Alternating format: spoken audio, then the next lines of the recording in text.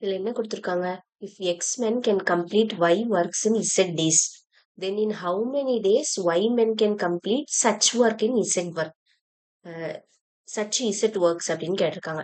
இதுக்கான ஃபார்முலா என்னது? Y men X women அப்படின்னு கொடுத்தாலே எத்தனை மென்னு, எத்தனை டேஸ், எத்தனை hours, MDH divided by W1 is equal to, அதாவது இது வந்து ஒர்க் போடணும். இங்க என்ன போடுவோம்? M2 D2 H2 M2 D2 H2 divided by W2 அப்படின்ட்டு நம்ம போடுவோமா? இப்ப நம்ம வந்து இதுல ஃபில் பண்ண போறோம். இதுல என்ன ஃபில் பண்ண போறோம்? M1 இங்க என்னது? X men can complete Y work. அப்போ Y workனா எங்க வந்துடணும்? இங்க வந்துடணும். in Z daysல கொடுத்திருக்காங்க.